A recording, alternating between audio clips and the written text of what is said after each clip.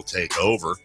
Matt Chapman, 6 years, $151 million contract extension. He'll stay with the Giants through the 2030 season. I love that signing. I love Matt Chapman. I loved him when he was in Oakland A. I love that he's a San Francisco Giant. That might be the brightest spot of the season, to be honest with you, for the Giants. But Andrew Bagley coming out and reporting that the extension talks between Chapman and the Giants began in mid-August, but team ownership eventually felt forced to take action amid frustration with Farhan Zaidi and Scott Boras, Chapman's agents. So Buster Posey, who is one of, I think, 7 people on the executive board, Buster Posey, that's Florida State's Buster Posey, by the way, Hall of Famer to be Buster Posey, comes in. And he worked directly with Matt Chapman on the contract structure, including the full no-trade clause that was not included by Zaidi in the Giants' original proposal. So when you have an ex-player and legitimately a member of ownership, remember, Posey bought a minority share not that long ago, and he's got to step in and take over the negotiations. Now, there might be some situations where, look, a guy on the board, ex-player, he may have a different relationship with a player, and he can cut through some of the red tape and go directly to him. Notice it wasn't Posey dealing directly with Scott Boras. It was Posey and Chapman talking. Those are, obviously Posey's a guy that Chapman respects, that he looks up to, I'm sure. So you're going to get a different type of conversation than the front office nerds trying to go at it with the agents. Zaidi, for the article, said, quote, "I viewed myself and ownership working in total sync. This was a priority to get done. I'd expect them to be heavily involved in a deal of this magnitude, and they were." Yeah, that's exactly what you should say. I mean, good on him. That's exactly what you should say. But oh, sorry. Okay, I'm just reading a thing. Sean is not going to be able to join us today. I won't say why. He's fine. Just a little bit of a mix-up here. So no Sean today, but did say he could join us on Friday. So we'll get a dose of Sean Friday and a dose of Sean on Tuesday, and I'm just going to send him a quick text. Got the text you sent, Chris.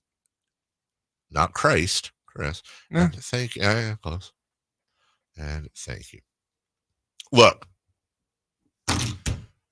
I don't, it's like when I talk about John Fisher, I always try to say this isn't personal. I don't know the man. I have an idea we wouldn't get along and I wouldn't like him, but I don't know. It's never personal. And A's fans listening, I know it's personal for you. I get that. I'm trying to be a good guy here. It's never personal, but I think John Fisher sucks and needs to be nowhere near owning any form of sports team. With Farhan Zaidi, I don't know him from Adam. He might be a good guy. I truly don't know.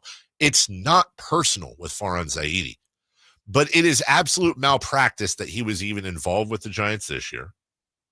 He should have been gone last year. They've got him signed through next year and then an option. He's got to go. And I hope that this Posey thing is a sign that he's going. Because Chrissy sucks. Well, here's what I don't get is this is obviously coming from the Giants organization, these stories coming about. Yes. And it's just like, oh, he doesn't know what he's doing type of stories. And then at that point, it's just, well, why don't you just let him go then? Why are you putting this stuff in newspapers? Why are they leaving? Well, yeah, you bring up a great point because let's be clear here. Ownership for the Giants sucks too. Here's what I don't think that they're prepared for. Before, it used to be like, oh, man, the A's, what a tragedy they are in the Bay Area. They're just this poorly ran organization. Well, guess what? They're not going to be talking about them anymore. No. In the Bay Area. There's only the one team there. They're not going to be running cover. And you're right. But I'll tell you what the nightmare is for the Giants fans. And don't think I haven't thought of this. I don't want to seem like I'm being I think everybody knows I'm incredibly deferential to A's fans and what's going on. So I certainly don't want to say this and make it sound like I'm trivializing or pushing aside what A's fans are going through. And that is the most important thing. But I will tell you, in deep, dark places in my head, and places you don't talk about at parties, the thought I have had that terrifies me with this Giants ownership is that the A's do leave, especially when and if they do go to Vegas, if and when they leave the state, period. What I worry about is that the Giants will now own pretty much all of Northern California, the Sacramento Valley, the Bay Area, and they're already the dominant team there, but I'm saying they'll own it. And then it just becomes a cash cow where it's just like, we don't need to invest. Here's our payroll limit. We're going to get X amount of fans coming in because they don't have any other baseball to see. We're going to get our TV contracts and we're going to make a profit we're going to run it like a business. The problem is you can't run teams like a business. You have businessmen that have obviously been successful outside or inherited money. And they come in and they want to run it like they would. Now, let's look. If you opened up a restaurant and you were like, I don't care, we're going to be the best restaurant in town. Well, Dave, you're paying a bunch of chefs that are world-class to work here. The food is 4-star, Michelin star style food.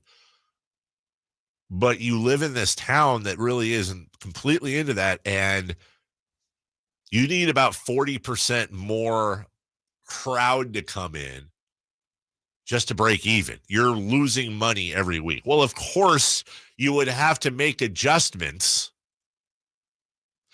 to that business in order to be sustainable. You can't run a major league franchise or an NBA franchise or an NFL franchise. You can't. If you make money, that's a bonus. But you're making your money based on the equity of the team. That's how it should be run. I own this team, and I'm going to try to just break even. And if I have a bunch of profit, I'm going to put that back into the stadium, the salaries, this, that, whatever, fan experience. My goal is to break even every year. Oh, you're loco, man. And maybe keep a little bit of a squish for the down years. When am I going to make my money? I'm going to make my money whenever I sell this team and it's worth a couple of billion more than when I bought it. It's like a house. You're not making money off your house until you sell the house. If you try to run these teams like a business, it's never going to work out well. I'm talking about profit and loss. And with the Giants, that's the big worry because their ownership is just that type of business.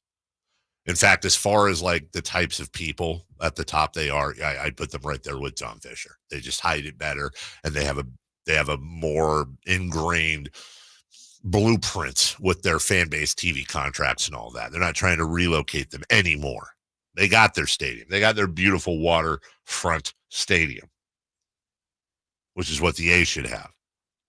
So Zaidi needs to go because, as we've said many times this year, it's not just that the Giants are a bad team. It's that I've been watching Giants baseball that I can remember. I have memories of Giants baseball in 1985. That's how far back my brain goes. And we're talking Jeffrey Leonard, Chili Davis. Then eventually, Roger Craig and Al Rosen come in, Will Clark, Robbie Thompson. The 87, 89 NL West teams. I've been through some bad Giants teams. The Barry Bonds era. And then obviously the 3 world championships. I've watched Giants teams, well, one at least, that lost 100 games. The Johnny LeMaster days, Greg Minton, Scott Gereltz. These last 2 seasons of Giants baseball, I can confidently say, are the most boring Giants baseball I've ever seen. Ever. It's not that I don't mind bad if you're building on something. I don't mind bad if you're like the A's. You're a good story. You're a tragically good story. You have the tragedy stuff going on off the field with the relocation and the great feel-good story going on the field with these guys that are not a good team. They're not going to be 500. The A's aren't good, but they're exciting and they're likable. They're interesting. The Giants are none of those things. So we'll take a break. When we come back, who's hot, who's not? We will go streaking and so much more. That's coming up at 8:44. Next, 4 down territory, including passing touchdowns way down.